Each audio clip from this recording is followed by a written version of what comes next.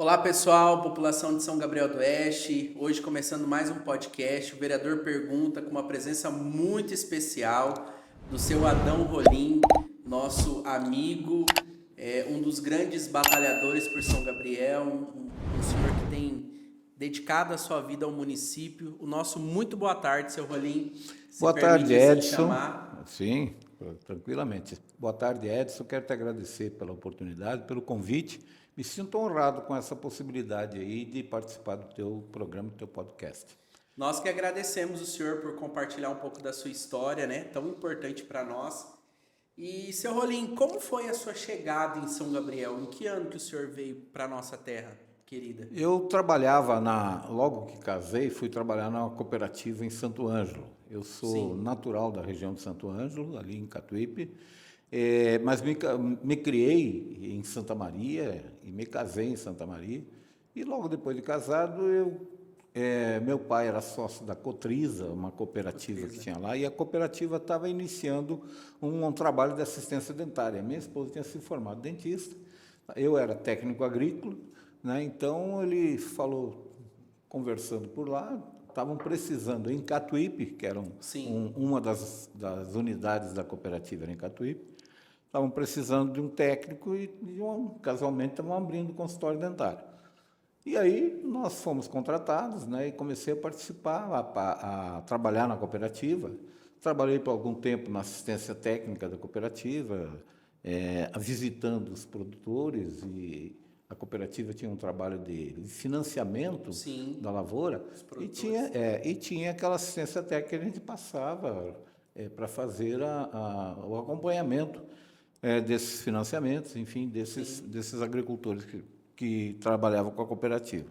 E a minha esposa atendendo os cooperados, né, na área de assistência dentária. Naquele tempo não tinha SUS, não tinha nada. As iniciativas que tinham, ou era de sindicatos, ou era de cooperativas, ou eram iniciativas assim de empresas, algumas empresas. E, no caso, a Cotrisa, que era, na época, a segunda cooperativa do Estado, lá em tamanho, tinha a Cotrijuí, que era muito grande, e depois a Cotrisa. E eu fui trabalhar na Cotrisa. Aí, em algum tempo depois, nós organizamos, eu e outro técnico que tinha na mesma unidade, começamos a fazer palestras no interior sobre o uso de agrotóxicos, que já havia uma percepção naquela época, e se usavam agrotóxicos altamente ofensivos à saúde, e a gente, para fazer o pessoal usar luva, usar equipamento de segurança, proteção. E nós começamos a fazer essa campanha, visitando, fazia palestras às noites nas unidades que Catuípe atendia ali, uma série de pequenas populações, pequenos agrupamentos que tinham, né? A linha tal, nós íamos fazer palestra. E numa dessas, o coordenador do setor de educação cooperativista assistiu a nós e me convidou para ir para o setor de educação cooperativista em Campo Grande. Perdão, a gente confunde agora, aqui, em Santo Ângelo, que era a sede.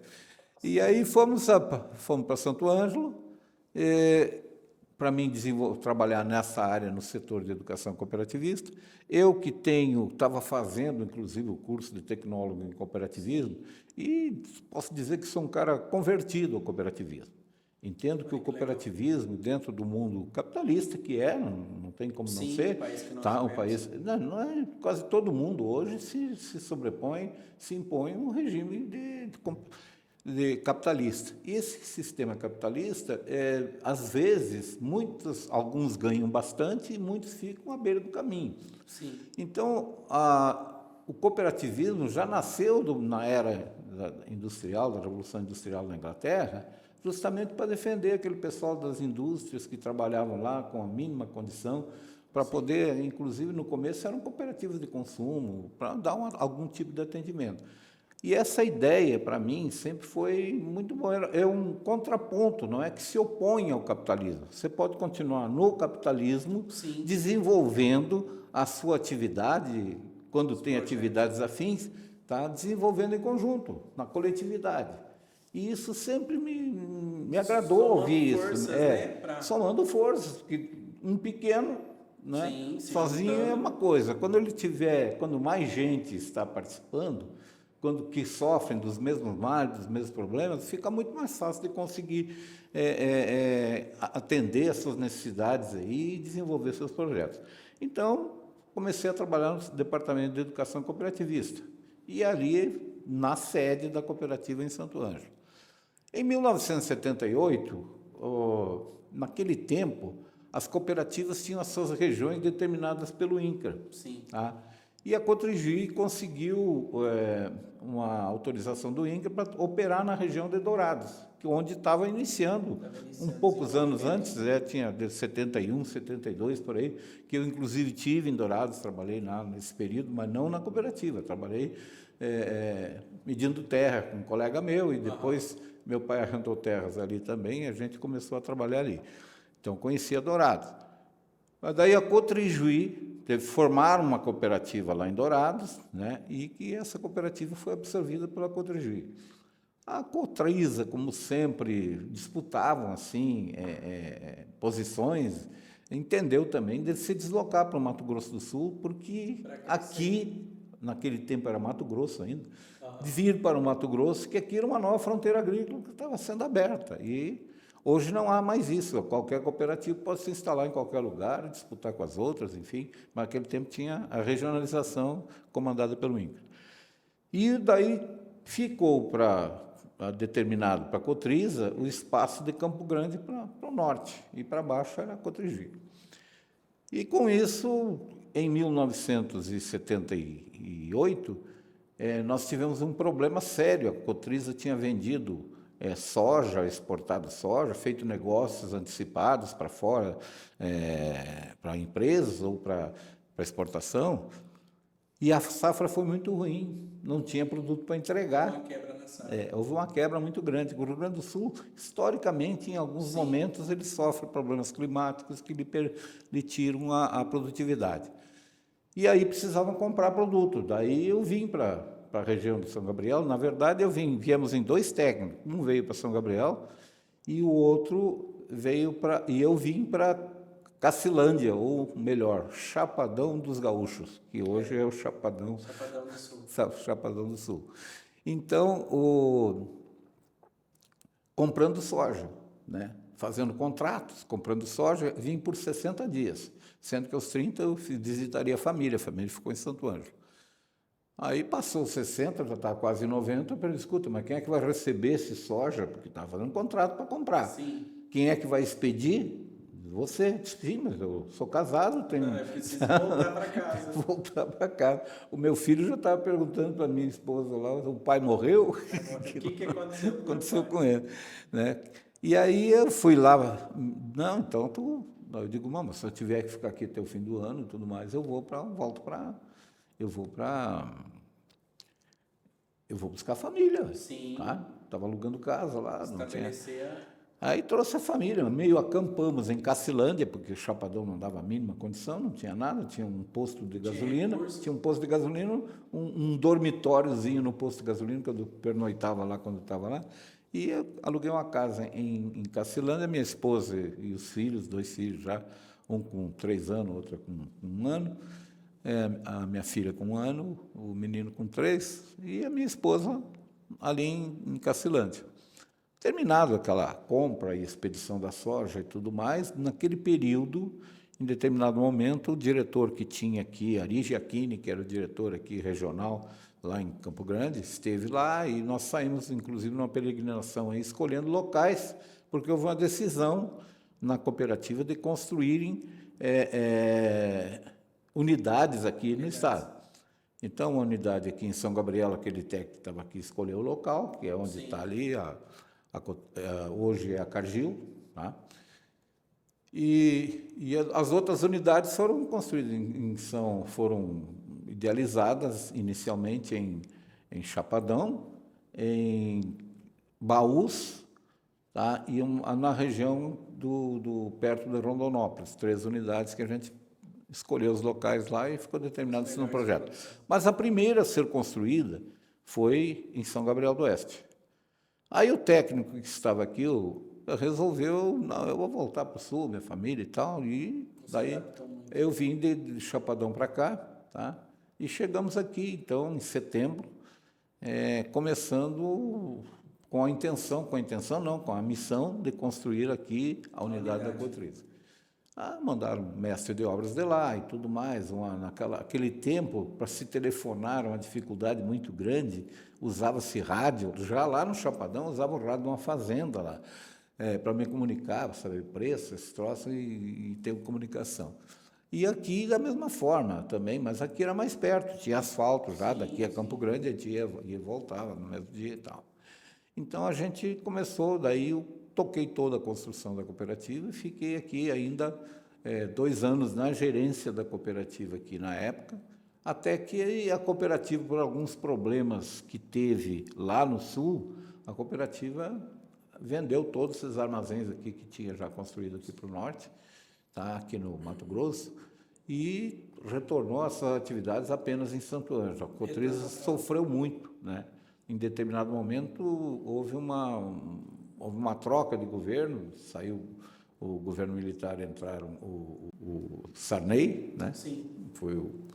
E aí aconteceu o seguinte, mudou a diretoria da CFP, que era a Companhia de Financiamento da Produção, que comprava produto. E era comum as cooperativas fazerem isso. Vendiam produto para a cooperativa e depois vendiam por fora também, mas daí depois faziam um parcelamento lá. Não.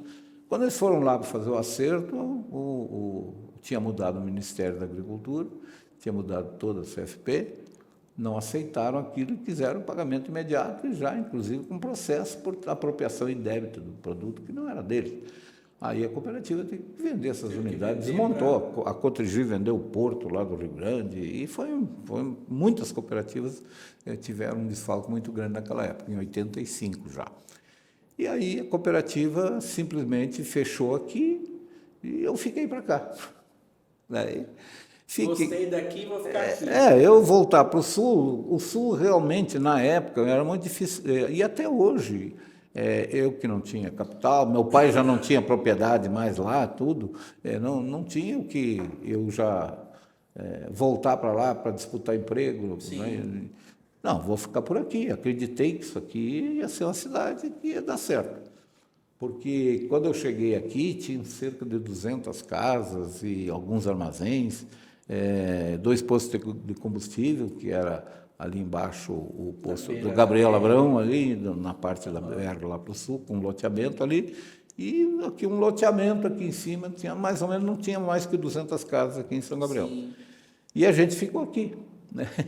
E com muita dificuldade, a minha esposa foi uma heroína de aguentar aqueles primeiros anos aqui. Tu deve ter ouvido falar dos poeirões que tinha aí, era poeira, era lama. Ela foi dar aula lá na escola, no Bernardino, que recém tinha aberto a escola. Sim. E voltando à noite para casa, atolou o pé no barro, ficou o sapato. Quer dizer, são assim, dramas que a gente guarda na memória, sim, que aconteceram e que foram realmente uns anos bastante difíceis. Mas aquela dificuldade, nós éramos jovens, nós tínhamos expectativa, esperança. Eu acho que quando você tem dificuldade, mas tem perspectiva. Tá, você se dá melhor. Então foi assim, mais ou menos, a minha chegada. Jamais imaginou que ia se tornar São Gabriel que é hoje? Olha, havia duas correntes aqui. Algumas que diziam que isso aqui não ia dar certo, né? Como sempre tem nos derrotistas. Mas aqui tinha o fundador da cidade, o Balduino Massoni, que era um homem de um otimismo quase que anormal, exagerado. Ele entusiasmava todo mundo. Foi ele que mais ou menos trouxe os primeiros, os pioneiros para cá, vieram atrás de orientações ou de chamados dele, mostrando perspectivas que tinha aqui, porque naquela época, eu lembro quando eu estava medindo terra em Dourados, havia oferta de terra que eu via no jornal, porque nós íamos para Dourados para olhar a terra. Sim. E aí chegou aqui, o preço já estava muito alto. Para nós que tínhamos, para o meu pai, que tinha muito pouca terra lá no sul, vender lá não comprava quase nada em Dourados. Já tava... Mas aí, eu parando ali num hotel que eu parava ali, enquanto não estava medindo terra, a gente via ofertas de terra a R$20 aqui. Era o Gabriel Abrão, vendendo chapadão aqui para café, tá? Porque daí surgiu a possibilidade de café por conta da altitude, já que tinha dado muito problema de ferrugem no norte do Paraná, no sul de São Paulo. Então, havia um programa do IBC, ou do governo, para que buscassem outras áreas para café. E ele, que era um senhor muito bem informado, ligado à classe política e tudo mais, começou a fazer loteamento aqui inicialmente para café. E aí, infelizmente, em 75, o café, né, tivemos uma geada que arrasou os cafezais todos aqui e ficou aquele pessoal que veio, aqui eram pequenos lotes, aquele pessoal voltando para São Paulo, voltando, vendendo lotes para poder ir embora de volta, porque... E aí estava começando realmente algumas experiências com soja. Tá? Então, por isso que eu digo, nesse aspecto, eu estava chegando aí, o Aldeno já estavam plantando soja. Era arroz, inicialmente, plantaram 2 anos de arroz, porque soja ninguém pensava que poderia dar aqui. O solo era aqui, muito novo ainda. e o solo bruto, o solo para domar o solo, se usava arroz. E o arroz, e depois, então, começaram o plantio de soja. E foi nessa condição que a Cotrisa se antenou de vir para cá, porque já tinha soja aqui, para comprar soja. Bem atrás do produto. Depois, ela começou os plantios de soja aqui em 76, 77, então, 78, 79, já havia produção aqui razoável. Então, por esse motivo, eu cheguei aqui e fiquei por aqui. Seu Rolim, e como que surgiu essa questão política? O senhor sempre pensou na sua infância, adolescência, o senhor via algum presidente que o senhor gostava, assim, que o senhor falava assim, eu vou me espelhar, um dia eu vou ser um político, né, um prefeito, um vereador. Como que surgiu essa questão política na sua vida? A sua família tem alguma ligação? Eu tenho um primo do meu pai, tá? O primo do meu pai foi 2 vezes prefeito em Santa Maria. Santa Maria. Tá? Mas eu nunca tive assim muita vocação, não sentia que tinha vocação para a política. Tá? Eu até tinha um certo afastamento. Eu, quando fui trabalhar em Catuí, fui convidado para assinar ficha num partido, tinha só 2 partidos na época. Sim. Eu digo, não, eu sou partidário, eu não mexo com política, até porque trabalhar na cooperativa eu achei que não era muito importante, não era conveniente fazer isso. Aí, como eu neguei para um, apareceu o outro grupo lá do outro lado, então vem com a gente e tudo mais, e eu acabei ficando, digo, vou ficar bem com todo mundo aqui, né? Ao contrário, lá era uma disputa muito acirrada, eu fui alvo de desconfiança dos 2 lados. Foi o que me fez sair um pouco de Catuípe e ir para a sede lá em Santo Ângelo. Sim. E quando eu cheguei aqui, naturalmente, por questões de oportunidade, me aproximei a um grupo, e assim, de conhecidos, mas não filiei em partido, fiquei 4 anos aqui sem filiação nenhuma, eu fui me filiar em partido há quase 10 anos, tá? Eu fui me filiar em partido em 88, fui convidado a ser candidato a vereador. 35 anos atrás. Em 88, para ser candidato a vereador, para auxiliar. E, inclusive, eu trabalhava na coordenação da campanha, quase não fiz campanha, mas me elegi vereador. Fiquei 3 meses na Câmara e renunciei, né, porque entendia que eu podia ser mais útil. Tinha sido eleito o Balduino, me convidou para ser secretário lá, que eu teria mais utilidade na secretaria, sim, no meu perfil, tá, de que como vereador. O senhor assumiu qual secretaria? Inicialmente, como o Balduino não tinha assim, nós tínhamos lá 3, 4 secretários. Na época não tinha secretaria de saúde, não tinha. Então, no começo, eu fui de chefe de gabinete, secretário de obras, e quando resolveram municipalizar a saúde, eu fui secretário de saúde. É isso. Só. Então, era para ser, né, para multiuso, porque ele não queria muita gente, né? Uma característica do Balduino eram as estradas. E ele era o prefeito das estradas, né? Ele tem um ex-prefeito, não me lembro, um ex-presidente antigo que falava que governar é construir estradas. Então, ele se baseava naquilo. E ele andava com as máquinas aí difícil para conseguir as assinaturas dele, tinha que ser ou de madrugada, de preferência, porque de noite ele já estava muito cansado da minha. Né? Então a gente teve, eu gozei de muita confiança dele.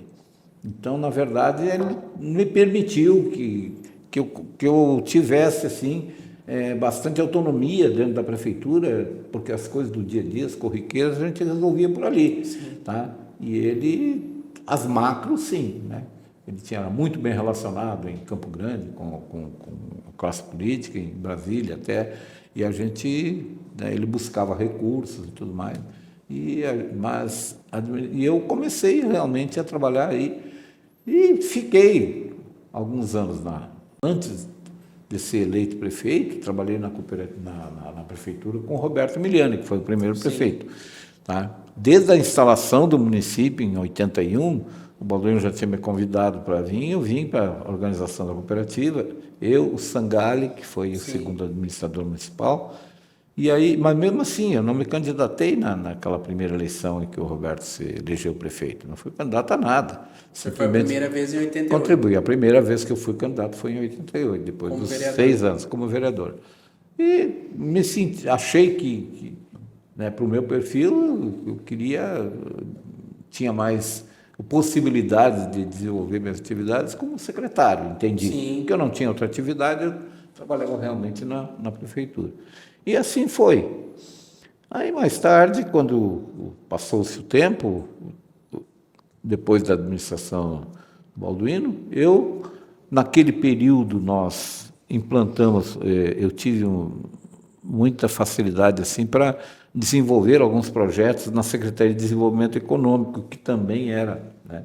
Então, nós buscávamos, falava, Balduino, nós precisamos achar uma alternativa para diversificar a atividade econômica aqui. Na época só tinha soja, porque se plantava soja em novembro, dezembro, às vezes até janeiro, e na safrinha nem se falava em safrinha, não tinha, né? Porque não chovia no período do inverno. De março em diante, cortava a chuva e ia chover em setembro. Hoje até já está um pouco mais malhável, sim, graças a Deus. E além disso, antecipou o plantio, variedades mais precoces e tal, permitem as duas safras, com grande sucesso em São Gabriel do Oeste. Porque São Gabriel do Oeste, eu digo que é uma terra abençoada. Sim. Porque eu estou aqui desde 1979, que eu cheguei em 78, mas recebendo soja e tudo mais a partir de 79, eu nunca vi uma frustração de safra por questões climáticas em São Gabriel do Oeste, né? Sempre tivemos aí uma época o cancro da haste, sim, tivemos algumas doenças e tal, período de chuva, uma outra safra choveu muito no mês de janeiro e prejudicou a colheita, mas com relação aos demais, nós temos anos e anos cada vez produzindo mais. Agora mesmo temos uma safrinha excepcional, sim, tivemos uma safra boa de soja, bastante recorde. Então aqui em São Gabriel tem essa característica. Faz bem jus o slogan, né, que acho que surgiu no mandato do senhor, que é a terra de oportunidades. Né? A gente usava isso. Até porque não só. Mas mesmo assim a gente achava que tinha que diversificar a atividade, tá? Porque na época, ainda em 88, ainda não tinha desenvolvido a safrinha. E aí o Balduino, usando o conhecimento que ele tinha lá para o sul, que conhecia muita gente, foi falar com pessoas lá da Sadia. Veio para cá, o grupo da Sadia, os diretores todos aí, ficaram uma semana aí, o Balduino arrastando o tapete para eles aqui, e eles vieram aqui para fazer um projeto de Peru, tá? Que eles queriam fazer um grande projeto. Mas aí fomos bem tratados, tudo mais, mas quem vai resolver isso aqui é o nosso departamento técnico. Sim. Aí, dali a umas 2 semanas, vieram 2 técnicos para cá, se apresentaram lá, nós viemos aqui para ver a região aí para a instalação. Não, com aquele entusiasmo todo, vamos ficar aí. Aí chegaram no dia seguinte à tarde estavam indo embora. Nós já vamos, como? Vocês não viram nada aí? Não, vocês não têm estrutura fundiária para a avicultura. Tá? Por quê? Aqui só tem propriedades grandes, não tem o agricultor familiar, que é a base, a estrutura da avicultura lá no sul, é a agricultura familiar. Tá? Uma suinocultura lá também, mas a suinocultura permite um pouco. Não, mas eu boto 40 aviários. Diz, não, mas o senhor bota 40 e fecha 40. Se um dia não der lucro, o senhor não depende daquilo. Sim. O agricultor familiar inicia uma atividade, ele fica dependente Totalmente dela, dependente, né? E a sua continua, família. e a sua família toda está ocupada naquela atividade. Então, o pessoal falhou aquela da avicultura, daí nós lembramos da suinocultura.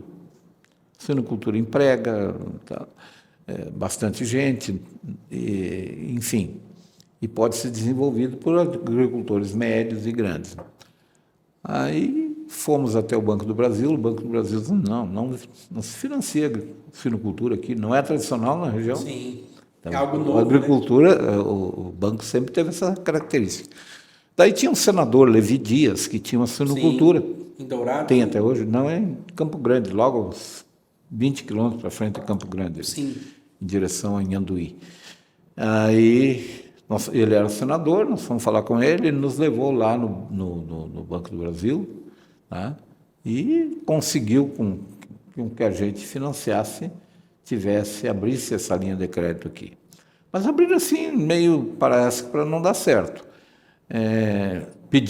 Foram pedidos os projetos, aí aqui não tinha, os escritórios daqui Sim. não tinham familiaridade com esse modelo de projeto, aí veio para cá o Arlindo Willeman. Aí, pessoas que conheciam, vocês não têm,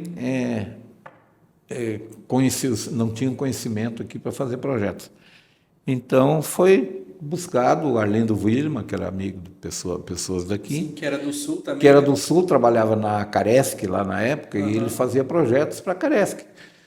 E aí veio para cá, ofereceram inclusive sociedade para ele, o Balduino ofereceu, e eles começaram os projetos aqui, foram feitos os projetos e foram encaminhados. No dia que se assinou, foram 23 projetos que foram assinados no Banco do Brasil. Por outro lado, também veio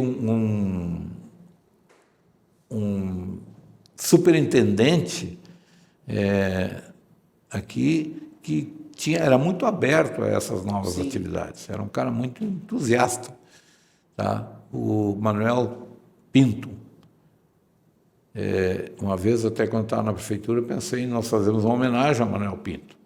Mas, coincidentemente, ele estava respondendo nos processos, não porque levou o recurso do FCO daqui, que sempre sobrava, como se levou para São Paulo, quando ele foi para a Superintendência de São Paulo. E foi considerado uma atividade irregular, né?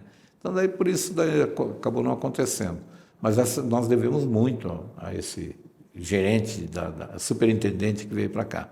Esse superintendente entusiasmou, e no dia que se assinou os 23 projetos, ele falou, escuta, vocês estão vindo aqui e vão abater onde esses porcos? O Balduino, não, nós já conversamos com o Matel, era um frigorífico que tinha em Campo Grande, que já fechou, e não sei, não, o Matel não tem condições disso. Vocês vão financiar um frigorífico. O Balduino, não. É tudo muito novo ainda. Não, o Balduino tinha um ditado, não, querido, está na hora de morrer. Ele disse, não, mas tu tá velho, tem o Pineço aqui, que era recém, o grupo Pineço estava crescendo muito, muito forte ali. E daí já saíram os dois naquele dia ali, já alinhavados, e aí estava terminando também o mandato dele, e eu já saí, o Balduino me encarregou de ir atrás, de fazer o projeto do frigorífico, o projeto para financiamento. Não. Então, foi pedido uma planta lá, meio a toque de caixa, para uma empresa que fornece equipamentos, que é a Lunasa, lá de Minas Gerais, que financiava, que atendia a maioria dos frigoríficos aqui do estado. Foi até indicado pelo banco mesmo. Aí o cara fez um desenho de um projeto de abate e para 600 porcos, e 600 animais. O que acontece? Nesse trâmite todo, quando o financiamento estava para sair, o Balduino, não, eu vou conversar com o meu amigo Ari Bodanese, que era presidente da Aurora, que era amigo pessoal dele, foram caminhoneiros juntos, a outra Sim. pessoa que veio realmente de baixo e cresceu bastante, de muita visão, né? já faleceu, né? Mas foi o que criou a cooperativa Alfa e depois a Aurora. Fomos lá e aí o Aurora chamou o pessoal técnico dele, olharam o nosso projeto, com esse projeto aí vocês quebram no primeiro ano, não tem condições. Vocês têm que preparar ele para a indústria, tem que... Mas daí o financiamento que eles tinham tirado, tinham sido autorizado, era muito escasso. Mas começamos a obra. Tá? E aí, de repente, foi feito mais um aditivo nesse financiamento. E chegou um momento que ainda, né, faltavam mais coisas, e aí, sob orientação, então, da Aurora. Aí resolveram vender, porque eu digo, precisa mais $1 milhão, porque naquela época, justamente naquela época de transição ali, só se falava em dólar, né? Mas não tem mais como financiar mais, então vamos vender.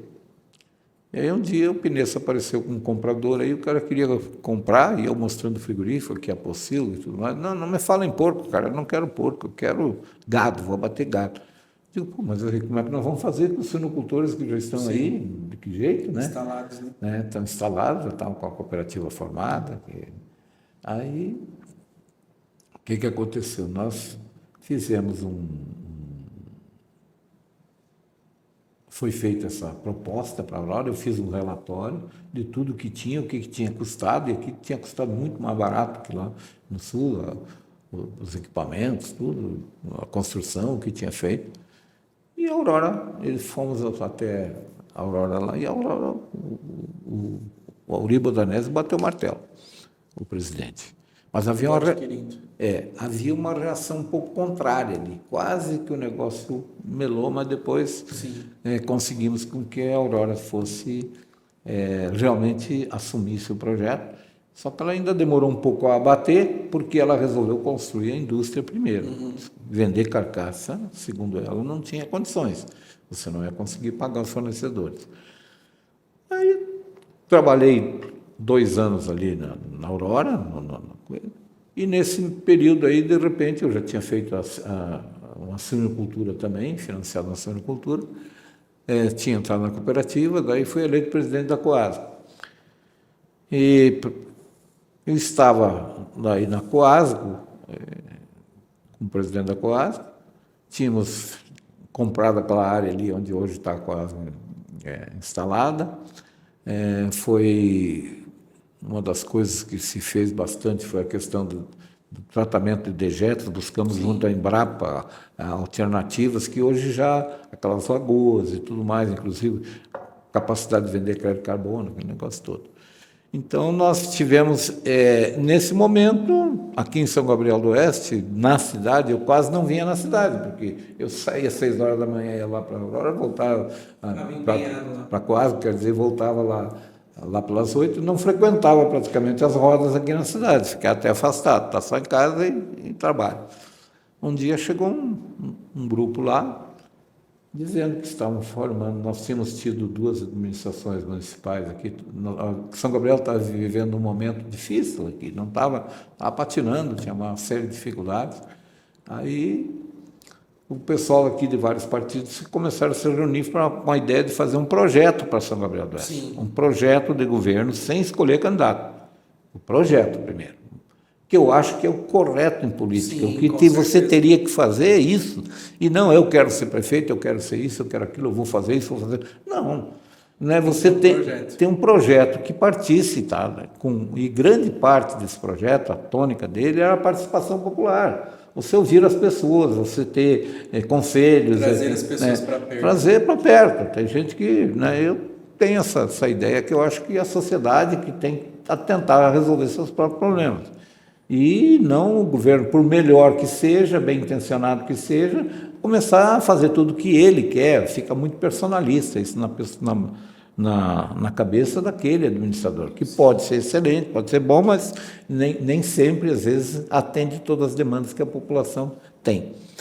Então, aí vieram me falar, estavam fazendo isso. Eu não participava desse grupo, não estava... Estava empenhado, estava empenhado lá, não tinha participação. Depois quando eu saí da vereança, que eu renunciei de política, nunca mais, não me envolvo mais, não quero.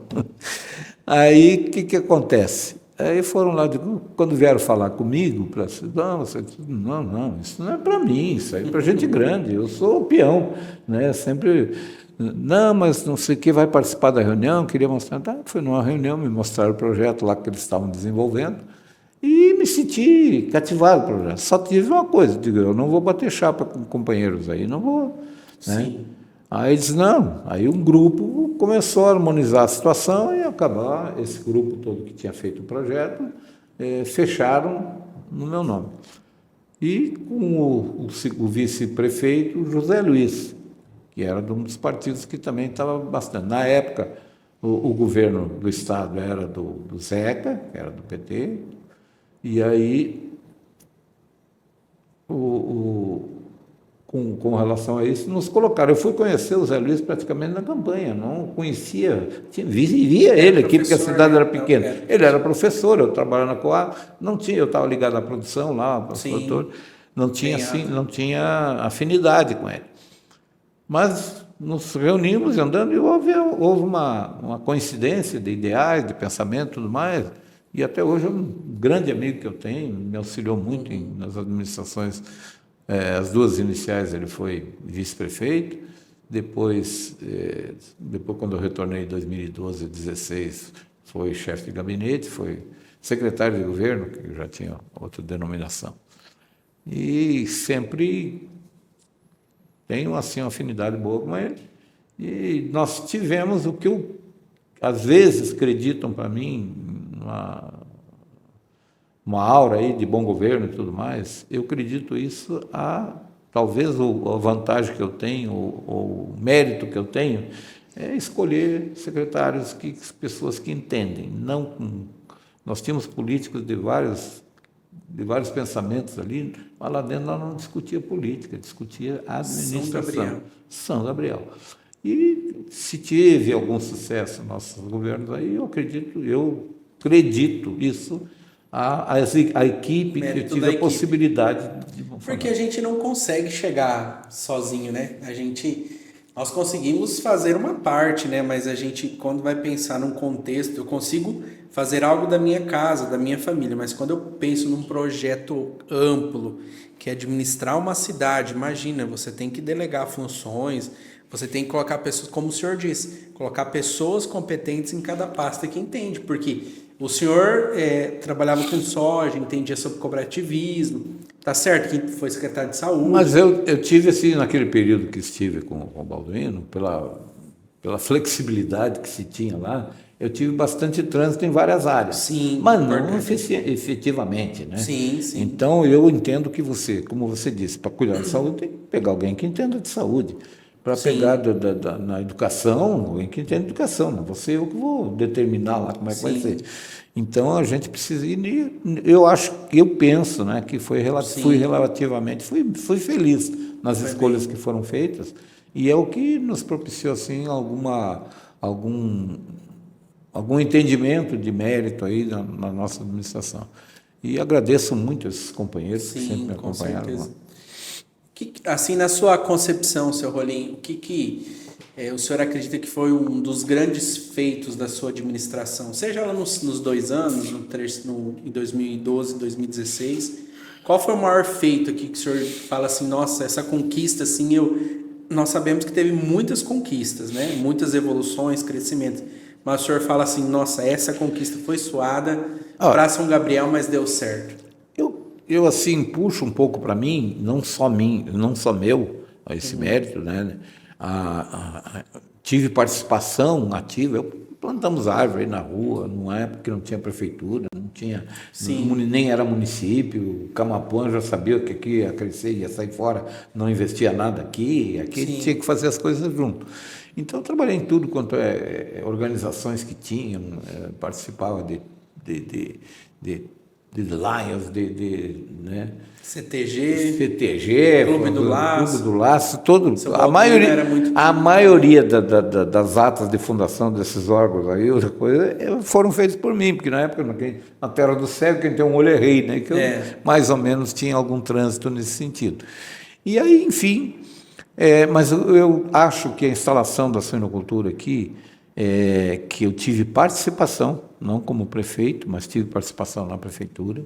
Eu tenho muita satisfação de saber que eu contribuí com isso para acontecer, sem tirar o mérito, a importância de quem adotou essa ideia, era o gestor, que é o Balduino, que é um grande entusiasta, e onde ele ia, ele entusiasmava as pessoas, né? Ele colocava, né? Ele tinha essa grande capacidade, né, de contagiar as pessoas, né, positivamente. E aí, então, a suinocultura é uma coisa que foi antes ainda da gestão.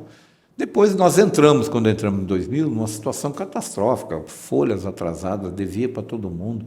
Eu tive que dar cheque pessoal lá para comprar peça de máquina, não tinha nada funcionando. Nossa. Eu ia a Campo Grande com um carro emprestado. Então, a cidade não estava em situação difícil. E aí a gente conseguiu colocar tudo em ordem, fazer o primeiro mandato, colocar a casa em ordem, e já tivemos algumas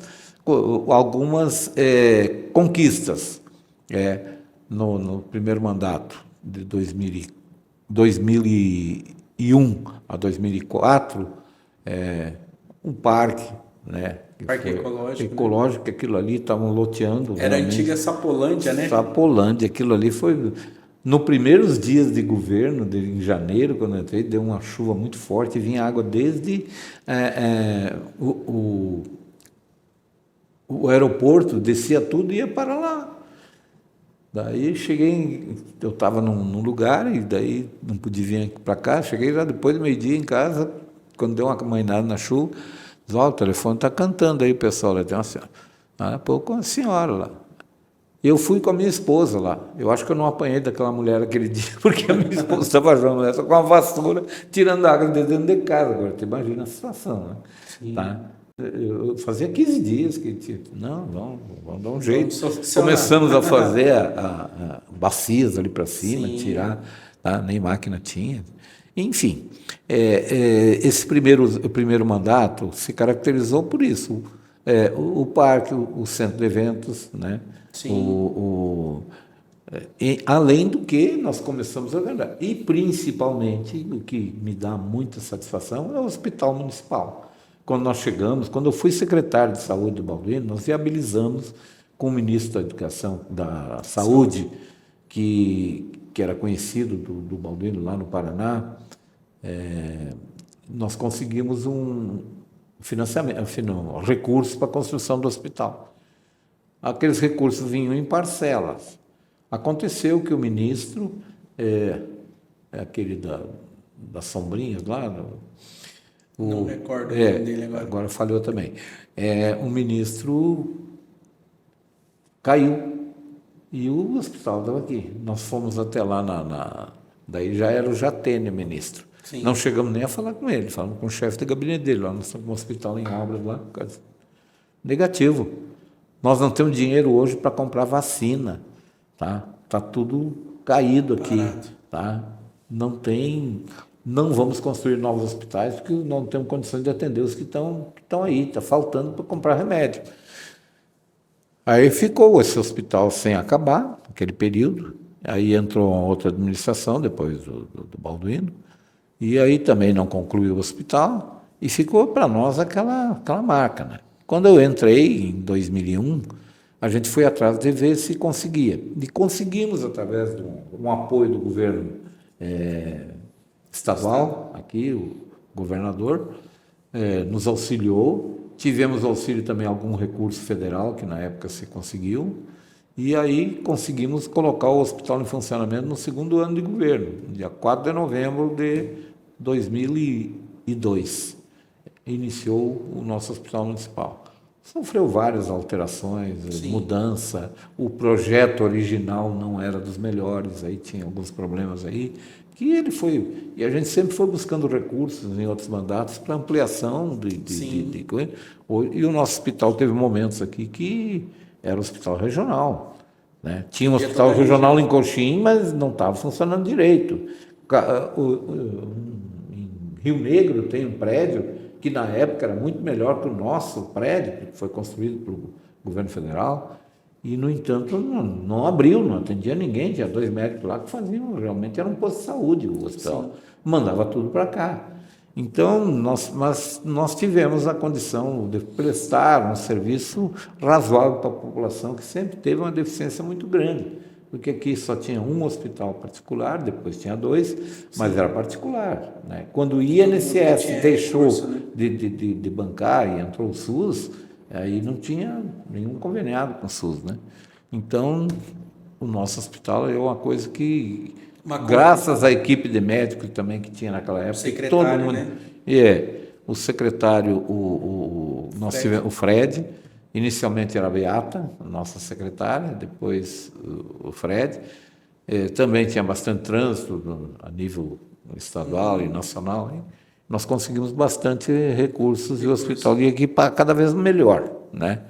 E é uma coisa que eu sempre digo o seguinte: saúde, por mais que você faça, sempre vai ficar devendo serviço, porque a fragilidade da população ante o custo da saúde e do próprio governo mesmo.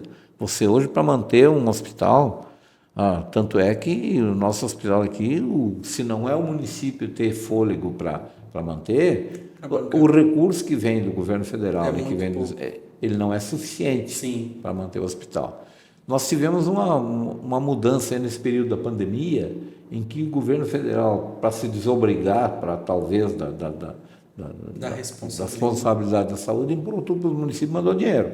Tá? Então, aí eu acho que teve um momento aqui que a gente sabe que teve alguma facilidade de recurso, mas no nosso tempo não tinha. Mas a gente investia bastante. Na época que eu me lembro, o hospital custava, nos primeiros momentos, nós ganhávamos 25 mil do governo federal e 35 e nos custava mais de 150 mil naquela época, né, em 2008, por aí. Onde a população era aí 15, 16... Isso, a população era menor, mas como eu disse, nós atendíamos muito a população periférica aí dos municípios. Aí, Camapuã, Bandeirante nem tanto, porque era mais perto de ir para Campo Grande. Né? Mas Camapuã, Rio Negro, Rio Verde, até de Coxim, que tinha, vinha para cá.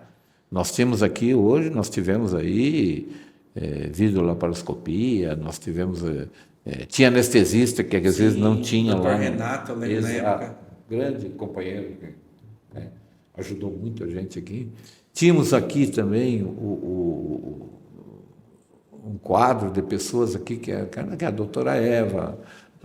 Não, difícil de você falar nome, vai esquecer de alguém. Depois, mais tarde, o Ricardo, que eu queria realmente fazer, nesse momento, até uma lembrança do quanto que o Ricardo foi importante para São Gabriel. Salvou muitas pessoas, né? Porque o que acontece com a medicina hoje? Não é errado, é isso que está posto, é o protocolo, o ortopedista, os médicos, geralmente no posto, eles sim, são mais ou menos fazem triagem.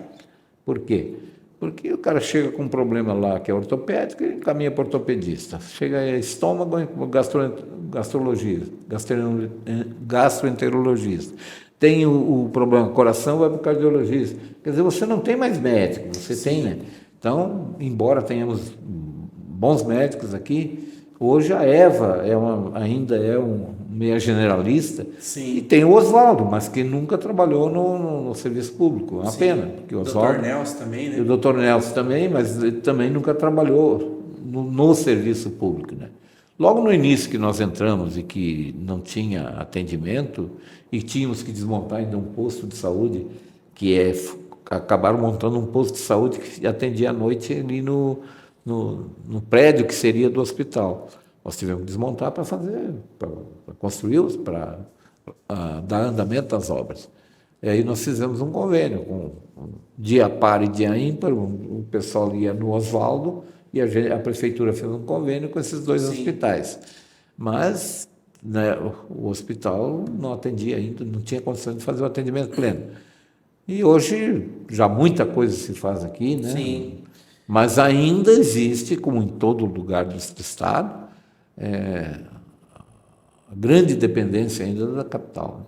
O senhor acredita que nós, na saúde, falar o tema que nós estamos falando, né, um dos grandes feitos que o senhor fez junto com os secretários, com a sua equipe, né, com os parceiros, foi o Hospital Municipal, o senhor acredita que a saúde hoje nós Poderíamos evoluir um pouco mais? O senhor acredita que nós poderíamos mexer em algumas coisas?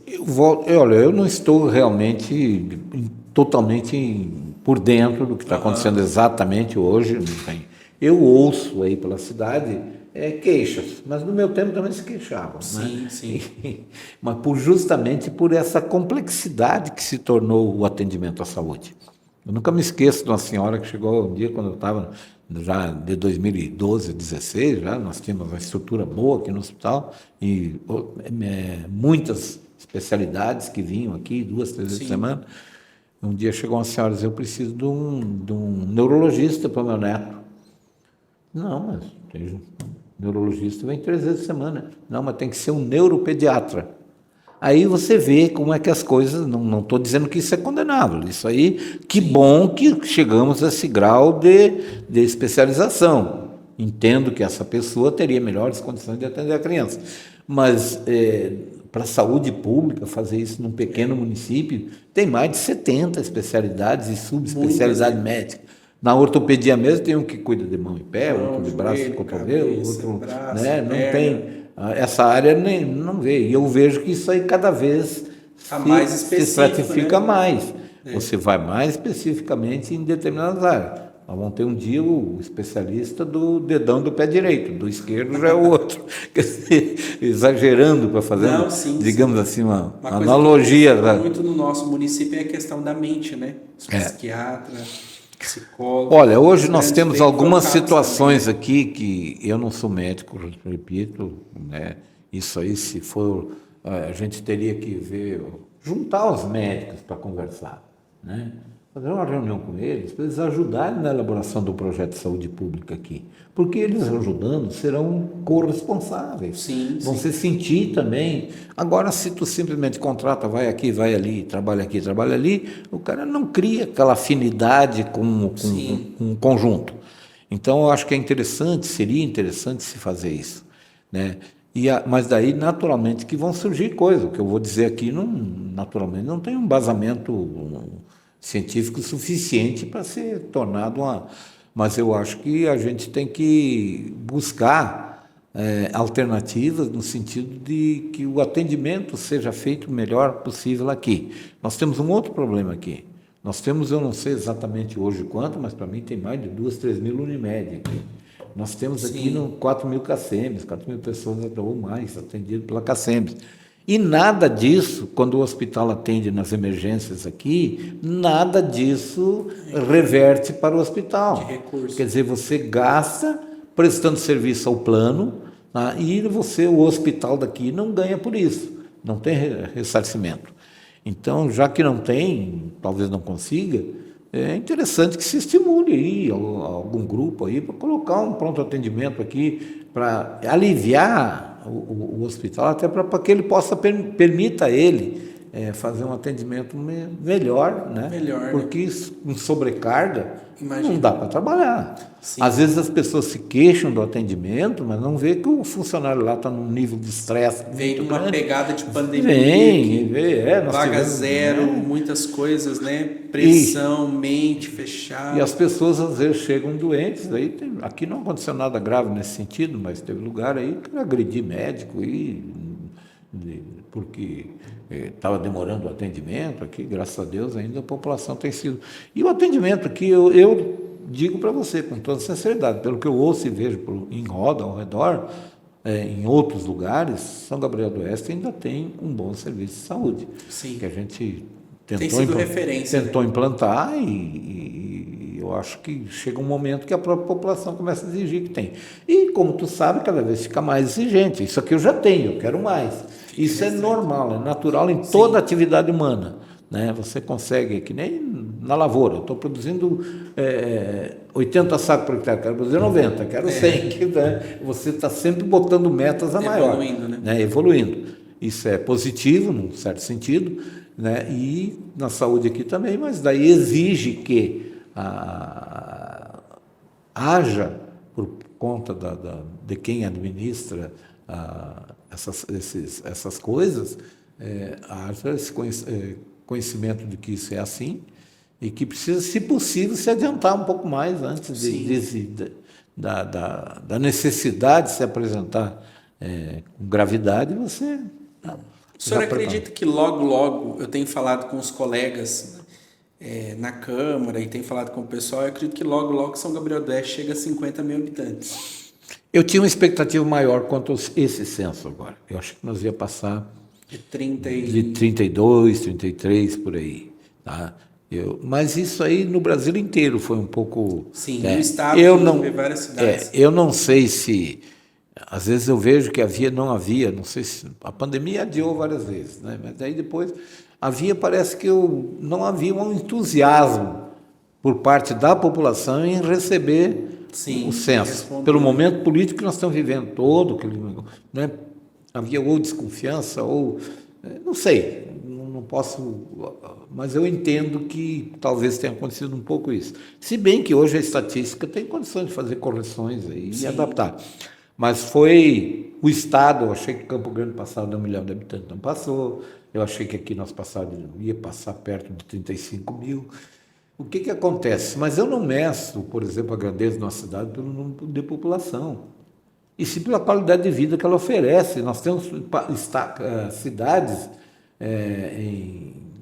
eu conheço algumas no Rio Grande do Sul, que estão na faixa de 20, 30 mil habitantes, mas uma qualidade de vida excelente, né? Muito boa. Você tem que ter condições de... não adianta, gente.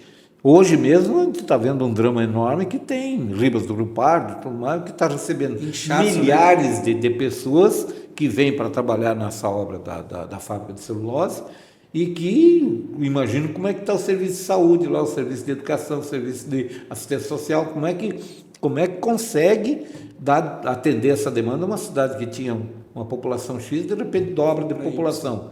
E o que é pior, antevejo que para o futuro, terminadas as obras, tá, essas empresas que trouxeram gente de todo lugar do Brasil não vão levar de volta. E muitos vão querer ficar por aí, até porque no lugar que vieram não tinham oportunidades. Né? Então, termina a obra, não sei dizer exatamente quanto, não tenho essa ideia, se hoje está ocupando 10, 15, 20 mil pessoas na construção, vai ocupar 1.000, 1.200, porque hoje é muito automatizado, né? Então, para trabalhar na usina mesmo. Então, o que acontece? Esse pessoal todo vai ficar ali. Sim. Se não buscarem outras alternativas, tá? Alguém vai trabalhar na plantação do eucalipto, mas hoje, com o equipamento que tem... Tecnologia, agora mesmo, indo para Campo Grande, você vê aquela derrubada que está sendo feita naquela plantação de eucalipto dos italianos ali, a máquina derruba e limpa o eucalipto. Que faz o serviço de quantas pessoas? Quantos e quantos homens, né?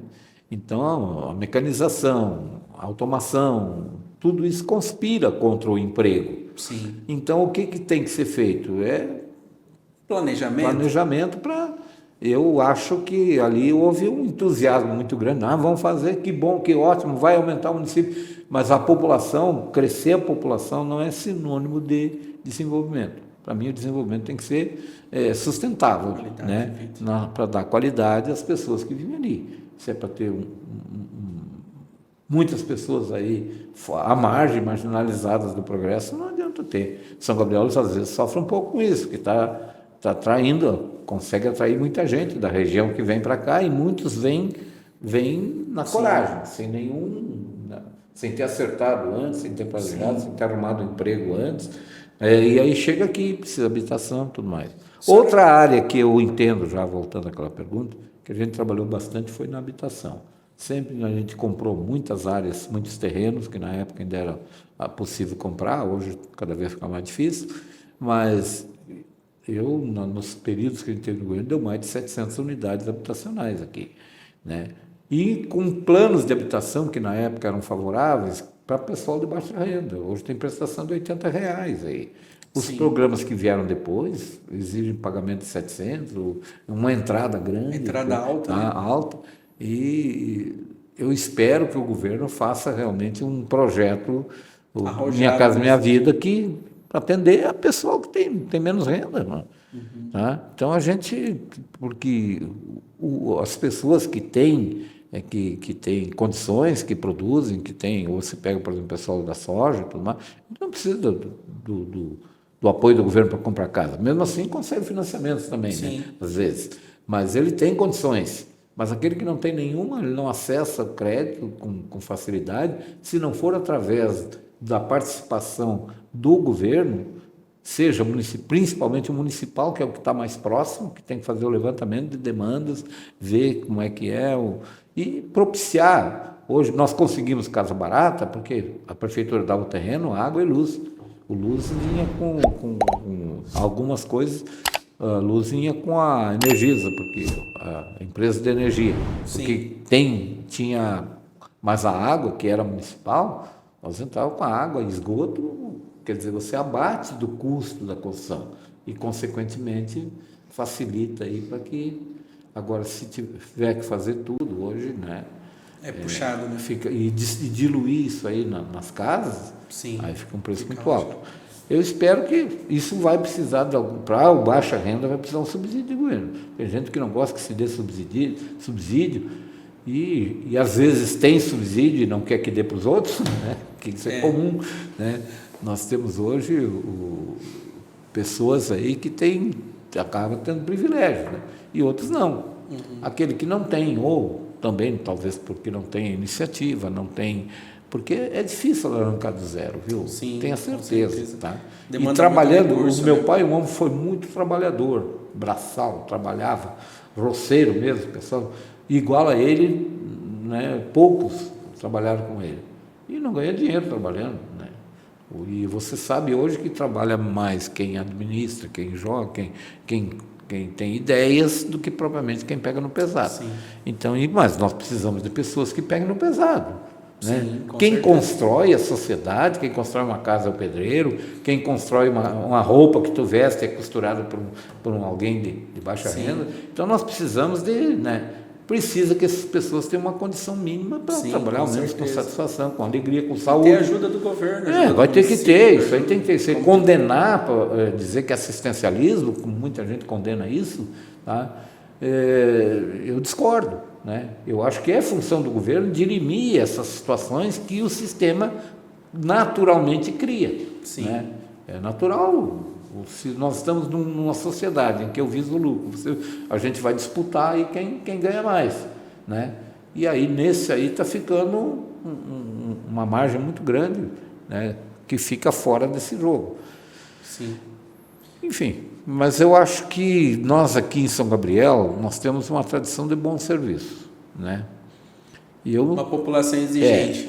Não teve muito no passado, eu nunca puxei glórias e coisas, mas a gente conseguiu dar uma organização em que depois disso as pessoas continuam nessa linha, porque a própria população, depois que experimenta o modelo, exige dali para mais, como tu disse. Sim. Seu Rolim, qual que é ainda o seu sonho para São Gabriel, assim? O que o senhor... Olha, eu sei onde você quer chegar. Olha, eu sonho com São Gabriel desenvolvido. Eu me sinto, como eu te disse, quando cheguei aqui tinha cerca de 200 casas, lama, poeira, a gente participou de tudo aqui. Da construção, Da construção, né? Mesmo. Realmente. Então, eu adquiri esse amor por São Gabriel. Por mim, por meus filhos já queriam me levar, porque eu não tenho quase ninguém aqui mais, meus netos estão tudo para lá, estão para Campo Grande, mas eu tenho apego aqui, até porque, eu vou te dizer, não me glorificando por isso, porque eu acho que o poder, acima de tudo, ele compromete, responsabiliza, e não é um pedestal para você subir em cima, antes é um fardo para ser carregado. Então, mas eu me senti, da origem humilde que eu tive, de onde eu vim, e ter a possibilidade de ter sido aqui, ter sido prefeito da cidade, né? E eu hoje ainda, inclusive, eu não cuidei da minha vida particular, e não estou arrependido por isso, porque eu não tenho ganância, não tenho não tenho ambição, isso não me move. Eu gosto de ser útil ao meio que eu vivo, porque acho que a gente não pode passar pela vida cuidando do próprio umbigo, a gente tem que cuidar pouco, né? Contribuir para que o seu meio onde você vive fique melhor. Então, eu penso que, de alguma forma, quando eu vou ao mercado, vou em outros lugares, as pessoas me encontram, eu recebo carinho, recebo atenção, palavras de elogio. Eu não posso dizer que eu não gosto disso, por mais desprendido que eu seja, isso aqui satisfaz a gente, sim, né? Sim. É o único pagamento que eu tive. Eu não tive pagamento em espécie, mas estou tendo em carinho. E isso aí, para mim, já é uma realização pessoal. Eu já me sinto realizado nesse sentido. E se um dia, se em algumas situações puder ser útil, como eu te disse, eu nunca fiz projetos pessoais atrás disso. Sim. Nunca fui atrás não tenho ambição pessoal por isso, por aquilo, o poder não me atrai, antes me compromete. E outra coisa que a gente tem que ver também. Responsabilidade. Hoje você tem que ver até onde você alcança, onde a perna alcança. Eu não vou me candidatar aí a maratona aí, né? Não tem, né? Sem saber realmente, né? Não, você tem que saber suas limitações. Mas, enfim, se puder ser útil à sociedade ainda, o senhor sente-se disposto? Eu sinto. Disposto e animado. A animação vem com o tempo, viu? Pode ter certeza.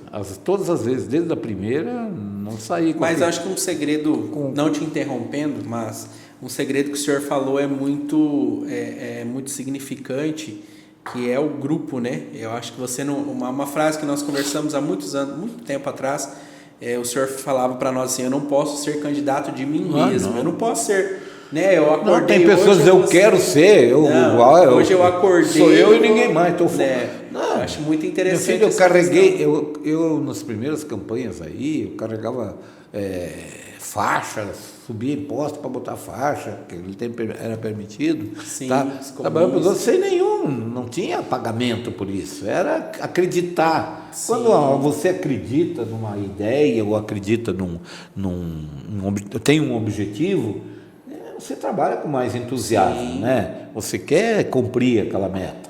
Então, foi o que me moveu sempre, foi esse espírito assim. Outra coisa, eu sou, como você diz, acho que o coletivo, infelizmente hoje na política, o particular está sobrepondo ao coletivo, tá? Quando vejo, seja Assembleia Estadual, seja Câmara, tudo mais, que os caras, governo de Estado, não digo o governo às vezes é vítima disso aí também. Mas o que acontece? Interesses de terceiros se sobrepõem ao interesse da coletividade, tá? Nós temos hoje a figura do lobista, não era para ter, né? Sim. Eu acho que o representante teria que ser realmente o representante do povo. Mas o que acontece?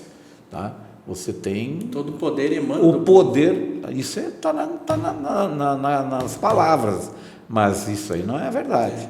A verdade, todo o poder emana do dinheiro, da economia, tá?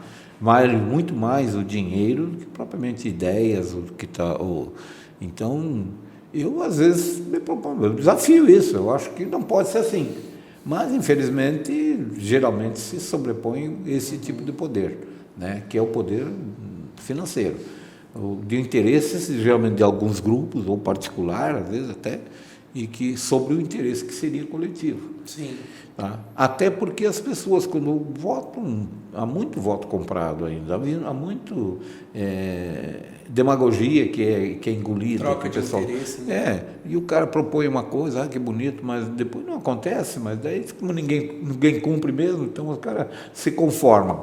Mas, infelizmente, a política, eu penso, gostaria, meu sonho é que a política fosse um pouco diferente, que as pessoas que se propõem, porque eu acho que ser político hoje seria um desprendimento, seria uma vocação, porque nada contra quem vai cuidar da sua vida, do seu interesse particular, e eu vou cuidar da minha lavoura, vamos usar a figura da lavoura, que é o que mais se impõe aqui, vou cuidar dos meus negócios aqui, mas não vou...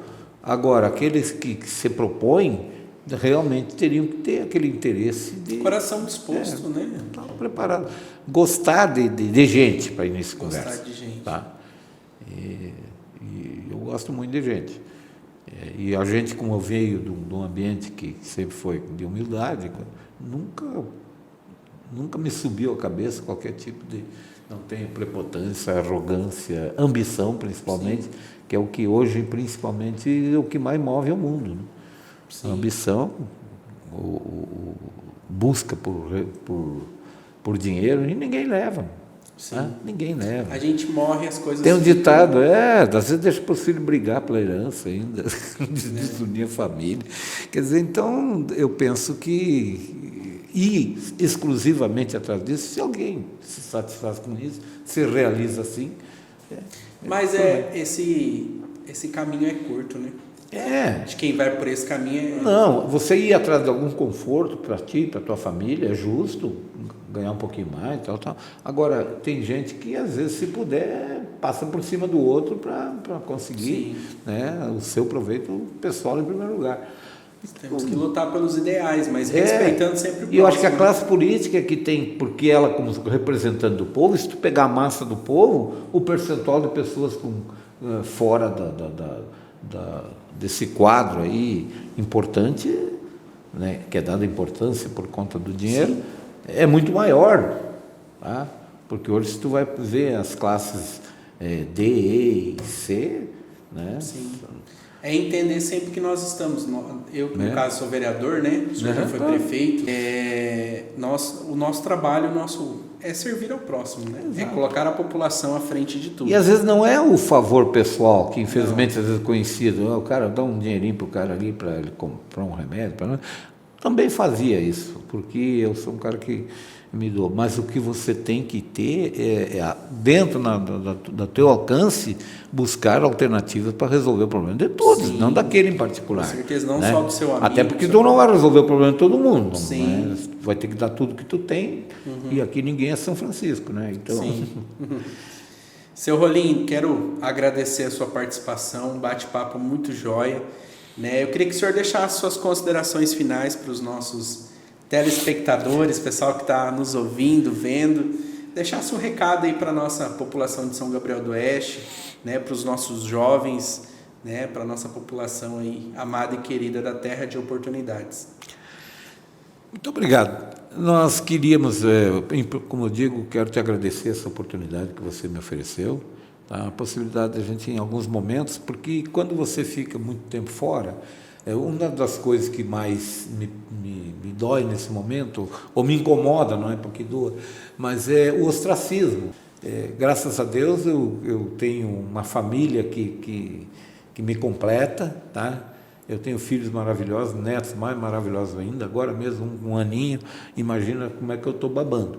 Então isso aí para mim me traz muita alegria, muita satisfação, tá? Eu vivo com isso. E vejo também, sempre, principalmente, gostaria de dar uma mensagem aos jovens, porque os jovens, às vezes, hoje não têm ainda a visão do quanto que eles são importantes, porque o pessoal da minha idade para frente, nós já estamos aí em outro patamar, a gente adquiriu experiência e tudo mais. Espero que os jovens não desrespeitem seus pais e avós, as palavras que têm. Preocupa-me muito a juventude com relação a certos usos e costumes que hoje estão sendo impostos para ela, pela sociedade, tá? Principalmente a droga. A droga está aniquilando com boa parte da nossa juventude, tá? Então é doloroso ver uma Cracolândia aí em São Paulo, ou em quase todo lugar do mundo. Esses dias eu estava vendo lá na Califórnia, um país rico dos Estados Unidos, que tem aquela imagem de coisa, a Califórnia lá está tomada pelas drogas. Los Angeles hoje é morador de rua em tudo quanto é calçado. Sim. Quer dizer, esse sistema que está marginalizando, e principalmente os jovens, tá, me preocupa. Então, pedir aos jovens que se dediquem ao estudo, tá, busquem na família, com seus pais, os conselhos bons, os bons encaminhamentos, tá? Não se deixe levar por essa atração da droga que lhe dá um período de euforia e depois lhe joga no fundo do poço, na depressão. Então, gostaria que os jovens realmente pensassem, parassem um pouquinho para pensar, no intervalo de uma balada e outra, ou no período da escola. Eu acho que a educação tem que trabalhar muito esse sentido. E é muito controverso isso, porque tem gente que entende que a educação tem que passar o conhecimento só. Não, o processo de educação que começa em casa tem que ser concluído na escola e tem que ter uma visão coletiva, uma visão de preparar as pessoas para a vida. Sim. E não simplesmente profissionalmente só, né? Então, aos jovens, desejar que não percam suas esperanças. São Gabriel é uma cidade que ainda oferece condições razoáveis para que vocês possam desenvolver suas qualidades. Estudem, principalmente estudem bastante, tá? Busquem se aperfeiçoar pessoalmente para poder também contribuir para que a sociedade fique melhor. E o que eu sempre quis foi que o meio onde eu vivo eu possa contribuir para melhorar esse meio. E o senhor tem muito para contribuir com a gente ainda, tem muita lenha para queimar, hein? Se Deus quiser. A gente deseja muito sucesso para o senhor, muita saúde, prosperidade. E saiba que nós, população de São Gabriel do Oeste, devemos muito ao senhor pelo trabalho prestado, né? Não foi um dia como prefeito, mas foram 12 anos, né? Então, eu acredito que nossa cidade está do jeito que está hoje, graças a Deus, pelo senhor e pela sua equipe. Né? O nosso muito obrigado. Eu repito mais uma vez o meu agradecimento à nossa equipe, que sempre nos proporcionou essa oportunidade. E o futuro a Deus pertence. Eu, como te disse, eu não coloco o meu interesse pessoal acima de qualquer outro. Pessoal, o nosso muito obrigado ao seu Adão Rolim pelo nosso bate-papo hoje. Muito obrigado você que está nos assistindo. Curta, compartilha, envie para os seus amigos.